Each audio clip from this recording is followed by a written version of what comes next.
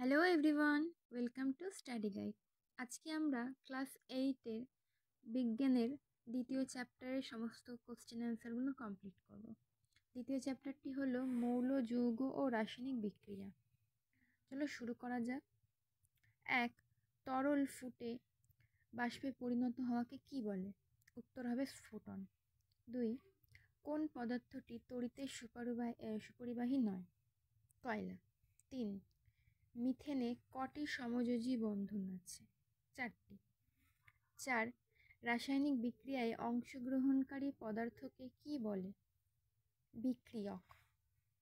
5. রাসায়নিক বিক্রিয়ার ক্ষেত্রে কোনগুলি প্রভাবক? 1 হচ্ছে উষ্ণতা, 2 হচ্ছে আলো, 3 হচ্ছে চাপ। 6. কোন অক্সাইডটি উভধর্মী? এটা হবে জিঙ্ক অক্সাইড। 7. ভর সংখ্যা কি? Newton plus proton.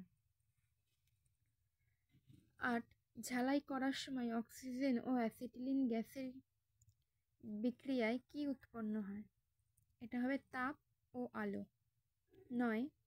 2CuNO3 আর 2CuO plus 4NO2 plus O2 বিক্রিয়াটির ক্ষেত্রে সম্ভাব্য প্রভাবক কোনটি? এটা হবে তাপ। 10 আছে কোন যৌগের অণুতে দ্বিবন্ধন দেখা যায়?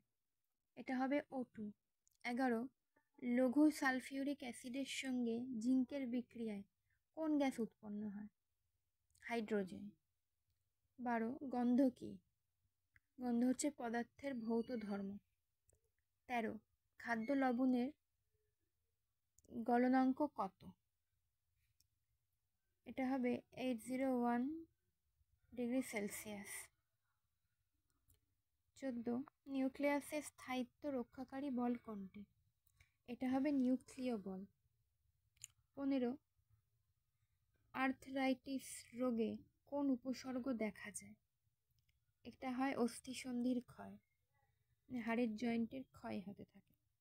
16. কোন ধাতুটি কোনো অবস্থাতেই জলের সঙ্গে বিক্রিয়া করে না?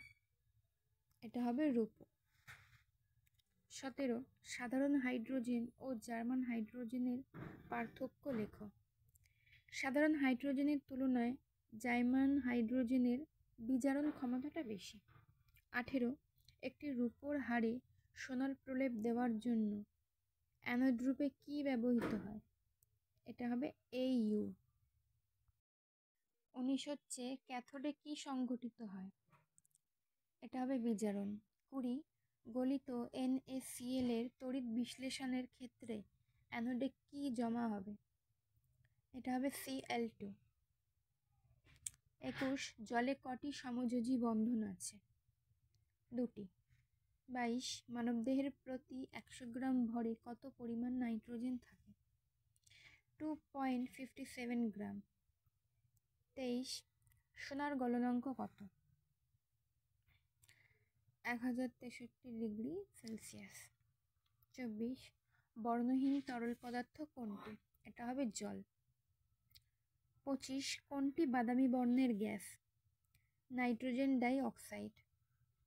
26. কোন কণাটি নিউক্লিয়াসে থাকে না? ইলেকট্রন। 27. সমযোজী বন্ধন কাকে বলে? ইলেকট্রন জোড় গঠনের মাধ্যমে যে রাসায়নিক বন্ধন উৎপন্ন হয় তাকে সমযোজী বন্ধন বলা হয়। মানে ইলেকট্রনের যখন জোড় গঠন করা হচ্ছে, সেই জোড় গঠনের মাধ্যমে এক রাসায়নিক বন্ধন উৎপন্ন হচ্ছে, সেই বন্ধনটাকে বলা হচ্ছে সমযোজী বন্ধন। 28. পারমাণবিক কণাগুলির মধ্যে কোনটি মৌলের আইসোটোপ উৎপন্ন হওয়ার জন্য দায়ী? এটা হবে নিউট্রন কণা। 29 নম্বরে আছে তড়িতের সুপরিবাহী একটি পদার্থের নাম। এটা হবে কাঠ। সুপরিবাহী বলতে যার মধ্যে দিয়ে তড়িৎ যাতায়াত করতে পারবে। 30. পোড়া চুনকে জলে ফেললে কি উৎপন্ন হয়? এটা হবে কলিচুন বা ক্যালসিয়াম হাইড্রোক্সাইড। এটা কলিচুনেরই সংকেত, CaOH2। 31 আছে ভোল্টামিটার কাকে বলে? যে পাত্রে তড়িৎ বিশ্লেষণ করা হয় তাকে ভোল্টামিটার বলে। মানে যে জায়গাটার মধ্যে তড়িৎ বিশ্লেষণ করা হচ্ছে সেকেই বলা হচ্ছে ভোল্টামিটার। 32. একটি ক্যাটায়ন ও একটি অ্যানায়নের উদাহরণ ক্যাটায়ন হচ্ছে Ca2+, আর অ্যানায়ন হচ্ছে Cl-। 33 নম্বর আছে Mg3n2 আয়নিত হলে কি কি আয়ন উৎপন্ন করবে? এটা হবে Mg2+ON3 আয়ন। 34 একটি ধাতু ও একটি অধাতুর চিহ্ন লেখো যাদের যৌগ মানুষের দেহে বিষক্রিয়ার সৃষ্টি করে। এটা হবে Pb লেড ধাতু এবং F মানে ফ্লুরিন যেটা অধাতু। 35 হচ্ছে পরমাণুতে প্রোটনের অস্তিত্ব প্রমাণ করেন কোন বিজ্ঞানী? 1913 খ্রিস্টাব্দে বিজ্ঞানী রাদারফোর্ড। 36 অনুঘটন বা ক্যাটালাইসিস কাকে বলে? অনুঘটকের উপস্থিতিতে কোনো রাসায়নিক বিক্রিয়ার বেগ বৃদ্ধি বা হ্রাসের ঘটনাকে অনুঘটন বলে। তাহলে যখন অনুঘটক থাকছে তার উপস্থিতিতে রাসায়নিক বিক্রিয়ায় বেগটা হয় বাড়বে নয় কমবে, যে কোনোর মধ্যে একটা হলেই তাকে বলা হচ্ছে অনুঘটন।